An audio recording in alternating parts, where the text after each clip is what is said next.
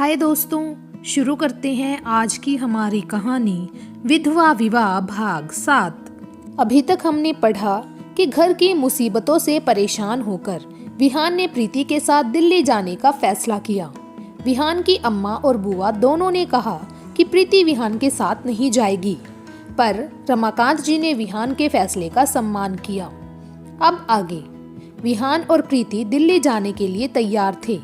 विहान ने अपने कमरे में से अपना ट्रॉली बैग लाकर आंगन में रख दिया।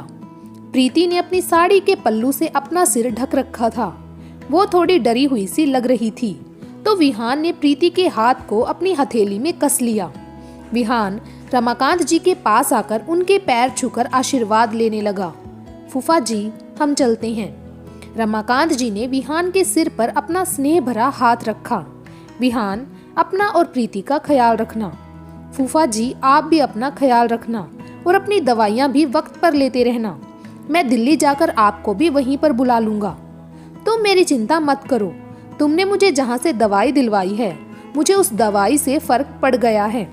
तभी प्रीति नम आंखों से रमाकांत जी के पैर छूने लगी, तो रमाकांत जी ने प्रीति को अपने पैर नहीं छूने दिए। उसे अपनी बेटी समझकर अपने गले से लगा लिया। प्रीति रमाकांत जी के गले से लगकर रोने लगी। रमाकांत जी प्रीति के सिर पर अपना हाथ रखकर उसके बालों को सहलाने लगे। प्रीति, मैंने तुम्हें हमेशा अपनी बेटी की तरह समझा है और आगे भी समझता रहूंगा। तुम अब हमारी चिंता करना छोड़ दो, अपनी गृहस्थी बसाओ। विहान को कभी भी शिकायत का मौका मत देना बिटिया। विहान बहुत नेक दिल लड़का है, उसका दिल कभी भूल से भी ना दुखाना। हमें अब चलना होगा फूफा जी, ट्रेन 2 घंटे के बाद की है। रेलवे स्टेशन पहुंचने में भी वक्त लगेगा। रमाकांत जी, विहान, तुम सामान लाओ घर के बाहर, मैं ऑटो वाले को बुला कर लाता हूँ। रमाकांत जी प्रीति के गाल को थपथपाकर ऑटो रिक्शा को लाने के लिए चले गई। प्रीति, चलिए। सुनिए, अम्मा और माँ जी से तो हम मिले ही नहीं। कोई जरूरत नहीं है हमसे मिलने की। ललिता और विहान की अम्मा ने प्रीति को दूर से खड़े होकर कहा। विहान और प्रीति उनका आशीर्वाद लेने के लिए उनके पास जाने लगे, तो दोनों मुंह बनाकर वहां से चली गई।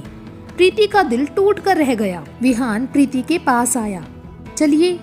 विहान ने प्रीति का एक हाथ अपने हाथ में लिया और घर से बाहर निकल आया। प्रीति बार बार पीछे मुड़कर देख रही थी, पर पीछे कोई खड़ा नहीं था। रमाकांत जी ने ऑटो वाले को बुला लिया था।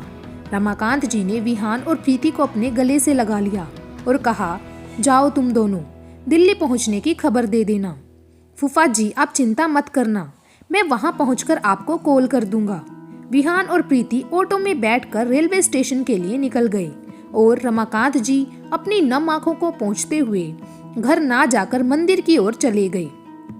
कुछ घंटों बाद विहान और प्रीति दिल्ली पहुंच गए थे। विहान ने अपने एक हाथ में प्रीति का हाथ थामा और दूसरे हाथ में अपना ट्रॉली बैग पकड़कर स्टेशन से बाहर निकल आया। स्टेशन से बाहर आया तो वहां पहले से ही कैब खड़ी थी, जिसे विहान ने बुलाया था। विहान ने गाड़ी में ही बैठे हुए कैब बुक कर ली थी।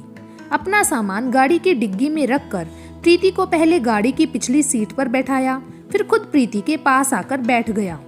गाड़ी दिल्ली की सड़कों पर दौड़ने लगी। प्रीति पहली बार दिल्ली जैसे बड़े शहर में आई थी। वो खिड़की से बाहर बड़ी बड़ी इमारतें देख रही थी। प्रीति के चेहरे पर खुशी थी। कुछ देर बाद प्रीति सो गई। विहान ने देखा प्रीति सो गई है। सोते हुए उसकी गर्दन इधर उधर लुढ़क रही है। विहान ने प्रीति की गर्दन के पीछे से अपनी बाह प्रीति के कंधे पर रखकर प्रीति का सिर अपने कंधे पर रखकर प्रीति को अपने एक बाह के घेरे में ले लिया। कुछ देर बाद विहान की कैब साउथ एक्स स्थित बहुत बड़ी इमारत के सामने जाकर रुक गई। विहान ने प्रीति को उठाया तो वो आंखें मसलते हुए उठी। हम कहाँ हैं? हम हमारे अपार्टमेंट के नीचे खड़े हैं। अब आप गाड़ी से बाहर आइए।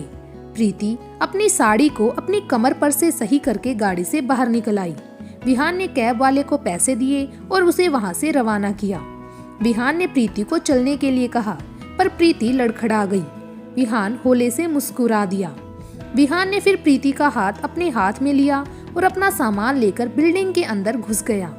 लिफ्ट से दोनों 7वें माले पर पहुंच गए। विहान ने अपने फ्लैट के दरवाजे का लॉक अपनी जेब से चाबी निकालकर खोला। विहान ने प्रीति को घर के अंदर आने के लिए कहा। प्रीति वहीं दरवाजे पर खड़ी होकर पूरे घर का मुआयना करने लगी। एक बहुत बड़ा लिविंग रूम, उसके सामने ही ओपन किचन, ठीक उसके सामने कमरा दिखाई दे रहा था। घर बहुत साफ सुथरा दिखाई दे रहा था।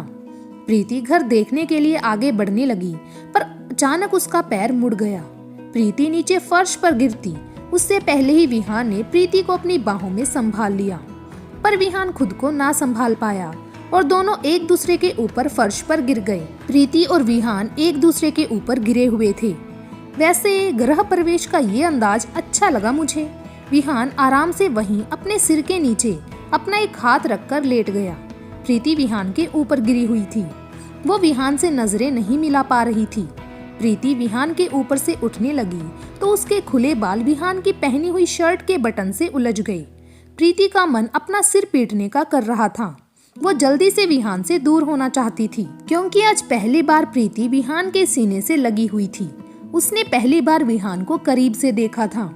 जल्दबाजी में विहान की शर्ट के बटनों में से अपने उलझे हुए बालों निकालते समय विहान की शर्ट के बटन टूट गए। चोर नजरों से विहान के मजबूत सीने को देखकर प्रीति के दिल ने अचानक से तेजी से धड़कना शुरू कर दिया। विहान के चेहरे से आ रही आफ्टर शेविंग लोशन की गंध से प्रीति विसम्मित होती जा रही थी।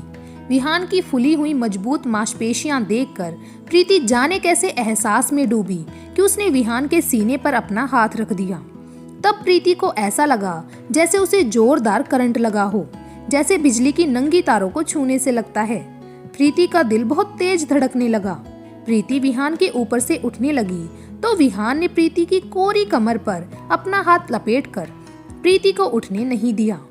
आपका दिल इतनी जोर से क्यों धड़क रहा है प्रीति? विहान ने अपने सीने पर बिखरे हुए प्रीति के लंबे काले रेशमी बालों को उसके कानों के पीछे लगाते हुए पूछा।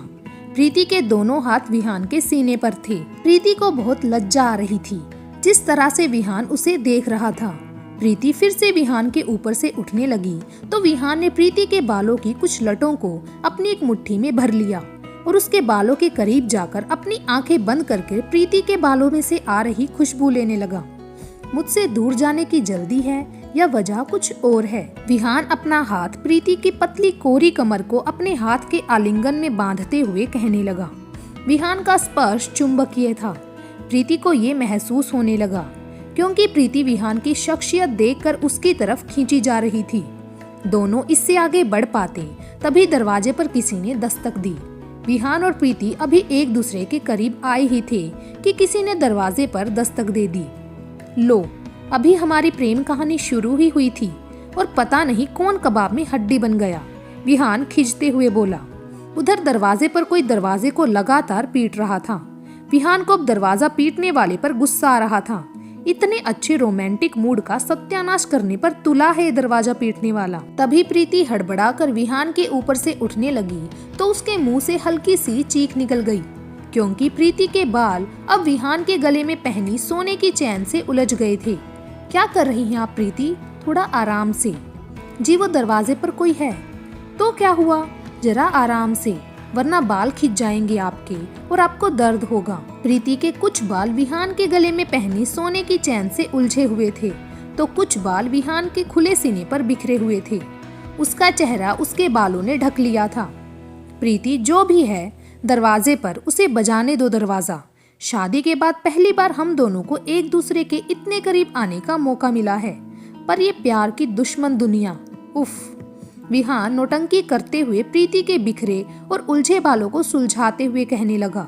फिर उसके सुलझे बालों को अपने सीने से हटाकर उसके कानों के पीछे करते हुए कहने लगा। वैसे ऐसे मोमेंट्स देखने को आंखें तरस गई थी मेरी, पर चलो अब ऐसे मोमेंट्स हर रोज देखने को मिलेंगे मुझे। विहान ने प्रीति को देखकर अपनी आंख विंक कर दी। प्रीति विहान की नौटंकी मुंह खोलकर देखने लगी। तभी फिर दरवाजे को किसी ने पीटा। विहान ने अपना सिर पीट लिया। अब प्रीति बिना देर किए जल्दी से विहान के ऊपर से उठ गई और अपनी साड़ी ठीक करने लगी। अपने बालों को ठीक से संवार लिया। विहान जब फर्श पर से उठा तो अपनी शर्ट के बटन बंद करने लगा तो बटन बंद ही ना हो। जब उसकी नजर अपनी शर्ट की तरफ गई तो विहान अपनी शर्ट को देखकर मुस्कुराने लगा, क्योंकि उसकी शर्ट पर एक भी बटन टंगा हुआ नहीं था। प्रीति चोर नजरों से विहान को देखती तो कभी उसकी बटनों की बिना पहनी हुई शर्ट देखती, फिर उसकी नजर फर्श पर टूटे बटनों पर गई। प्रीति बुरी तरह झेप गई। विहान खुली शर्ट के साथ दरवाजा खोलने के लिए जाने लगा। तभी प्रीति बोली, रुकिए, आप ऐसे मत जाइए, हम जाते हैं दरवाजा खोलने के लिए। आप जाकर कपड़े बदल लीजिए। जो हुक्म आपका सरकार। विहान ने प्रीति के सामने अपना सिर झुका लिया। ये क्या कर रही हैं आप? कुछ नहीं, मैं तो बस। विहान ने इतना ही कहा। अब की बार दरवाजे को कोई बुरी तरह पीटने लगा। प्रीति, दरवाजा खोल दीजिए, वरना अब कोई दरवाजा उखाड़ कर घर में घुस जाएगा। प्रीति जल्दी से दरवाजा खोलने लगी और विहान अपने कमरे में चला गया। प्रीति ने दरवाजा खोला तो सामने एक औरत खड़ी थी। आप कौन हैं? उसने प्रीति को देखकर सवाल किया। जी हम प्रीति हैं। तो आप हैं प्रीति भाभी? वो लड़की बेहद उत्साहित होकर कहने लगी। वो घर में घुसने लगी तो प्रीति दरवाजे पर ही खड़ी हो गई। वो लड़की प्रीति को देखकर मुस्कुराने लगी। भाभी जी, मैं मीठी हूँ। यहाँ झाड़ू, पोंछा, कपड़े, बर्तन और खाना सब मैं ही करती हूँ। विहान भैया ने आपके बारे में बताया था मुझे फोन करके, और आपके आने की खबर भी कर दी थी। मैं कब से दरवाजे पर थी, पर आपने खोला नहीं, क्यों? प्रीति मीठी की बात का क्या जवाब देती। उसने हड़बड़ाते हुए कहा, वो हम सो गए थे, इसीलिए दरवाजा नहीं खोल पाई। ओह अच्छा, क्या मैं घर के अंदर आ जाऊं अब? प्रीति कुछ कहती उससे पहले ही विहान बढ़िया से तैयार होकर आ गया। प्रीति को दरवाजे पर ऐसा खड़ा देखा तो विहान ने कहा, प्रीति आप दरवाजे पर क्यों खड़ी हैं? कौन है दरवाजे पर? भैया जी, मैं हूँ, मीठी। विहान अपनी सफेद शर्ट की बाजुओं को फोल्ड करते हुए दरवाजे पर आ गया। अरे मीठी, दरवाजे पर क्यों खड़ी है? अंदर आओ। मीठी ने प्रीति की तरफ देखा तो विहान समझ गया कि प्रीति ने मीठी को रोक रखा है। प्रीति, ये मीठी है, मेरी धर्म बहन। प्रीति विहान को देखने लगी तो उसे महसूस हुआ कि वो कब से मीठी का रास्ता रोककर खड़ी है। हमें माफ कर दीजिए मीठी जी, आप भीतर आइए, कहकर प्रीति दरवाजे पर से हट गई।